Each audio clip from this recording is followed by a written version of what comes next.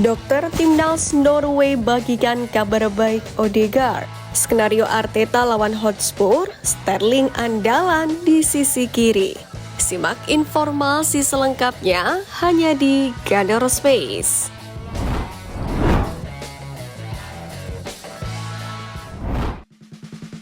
The Gunners tanpa 3 gelandang andalan di derby London Utara.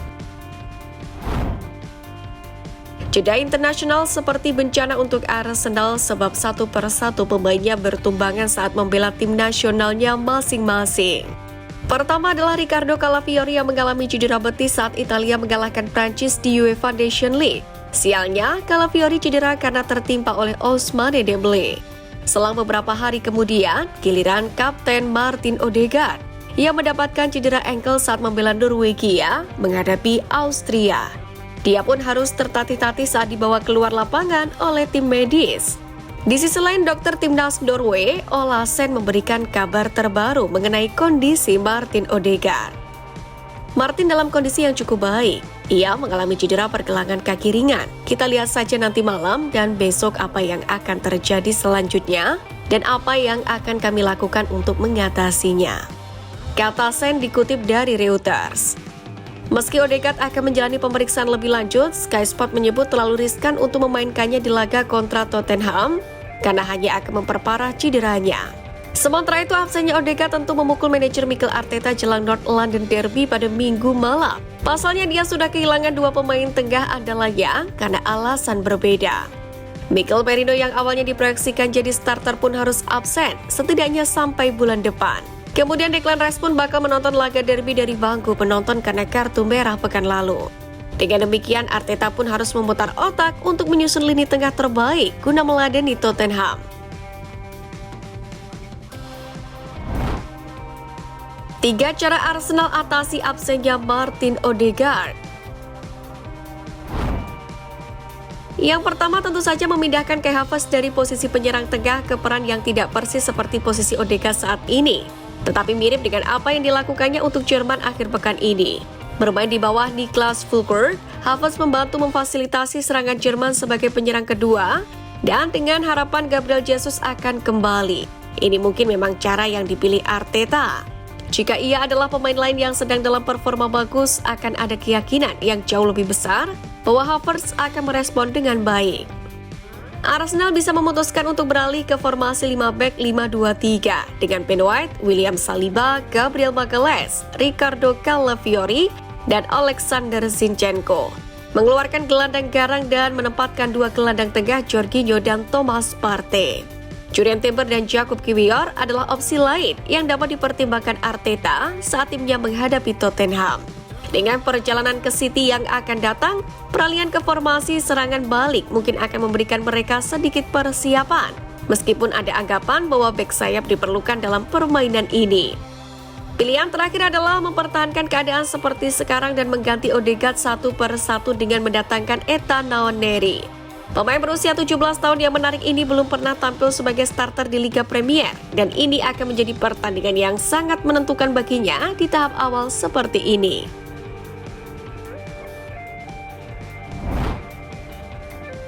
Raheem Sterling jadi andalan di sisi kiri serangan Arsenal. Setelah sukses mengamankan Raheem Sterling dari Chelsea dengan status pinjaman selama 1 musim, para penggemar Arsenal pun berharap sang winger dapat menambah kekuatan dalam upaya mereka meraih gelar juara. Dalam hal ini, Jermaine Pennant menilai keputusan Mikel Arteta untuk merekrut Sterling adalah langkah yang cerdas, terutama karena Arteta pernah melatih Sterling saat di Manchester City. Sterling mencetak 91 gol dalam 225 pertandingan untuk City sebelum pindah ke Chelsea 2 tahun lalu, namun gagal tampil gemilang di Stamford Bridge. Meski begitu, Pennant tetap optimis. Ia meyakini bahwa rekrutan anyar Raheem Sterling ini menjadi opsi terbaik di sisi kiri serangan Arsenal. Namun kedatangan Sterling juga bisa membantu Gabriel Martinelli kembali ke performa terbaiknya. Pennant sendiri menambahkan bahwa Arteta memiliki hubungan yang baik dengan Sterling berkat kerja sama mereka terdahulu. Arsenal buka sejarah baru jelang derby London, masuk strategi. Arsenal diwartakan akan mengenakan seragam tandang saat melawan Tottenham Hotspur dalam derby London Utara pada hari Minggu. Menjelang pertandingan di Stadion Tottenham, telah diputuskan bahwa seragam kandang Arsenal 2024-2025 terlalu banyak mengundang warna putih, di mana bagian belakang dan samping kaos menyatu dengan celana pendek putih, dan karenanya berbenturan dengan warna kandang tradisional Spurs. Seragam tandang Arsenal pun dianggap memberikan kontras yang cukup dan karena itu mereka diminta untuk berganti. Perubahan tetap diperlukan jika Arsenal mengusulkan mengenakan celana pendek dan kaos kaki merah. Sebuah opsi yang juga dibahas.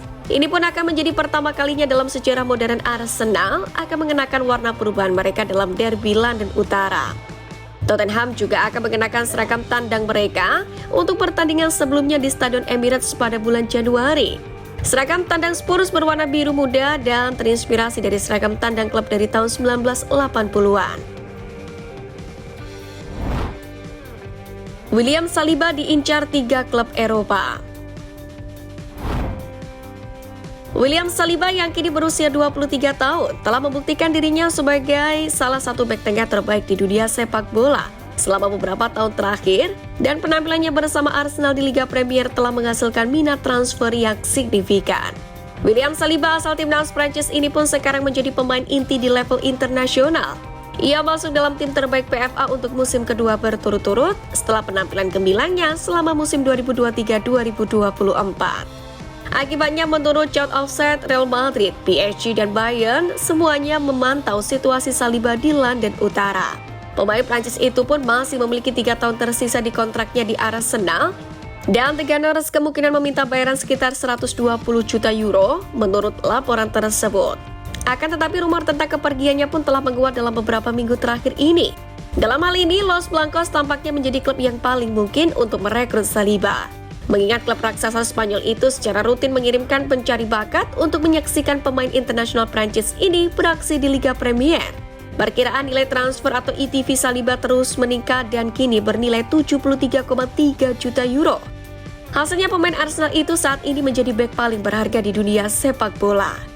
Di Arsenal sendiri, Saliba telah tampil 86 kali di semua kompetisi untuk meriam London dan telah mencetak 5 gol dan mencatatkan 2 assist. Arsenal incar bakat muda Ajax. Nama Jorel Hato mulai identik dengan bakat-bakat baru di sepak bola Eropa. Di usianya yang baru 18 tahun, bek Ajax ini dengan cepat membuktikan dirinya sebagai salah satu bek tengah muda paling cemerlang dalam permainan ini, yang menarik minat dari klub-klub besar di seluruh benua. Dalam hal ini Arsenal khususnya telah mengamati dengan seksama perkembangan Hato, melacak kemajuannya dengan harapan akhirnya bisa mendapatkan tanda tangannya. Meskipun klub London Utara itu baru-baru ini mengontrak bek poloknya Riccardo Calafiori, namun pemain seperti Hato dapat bermain sebagai bek tengah dan bek kiri. The Gunners pun masih tertarik untuk menambahkan Hato ke dalam skuad mereka di masa mendatang. Hubungan antara Hato dan Arsenal pun sudah terjalin. Kiper Arsenal saat ini, Tommy Stafford, adalah sahabat karib Hato di Ajax. Keduanya tengah bermain bersama dari level U13 hingga U18. Selain itu, pemain yang direkrut Arsenal pada musim panas 2023 Jurrien Timber, lulusan Akademi Ajax lainnya, memiliki pengaruh yang signifikan terhadap Hato. Namun untuk saat ini, Hato tetap berkomitmen pada Ajax, bertekad untuk meraih hal-hal besar bersama klub masa kecilnya.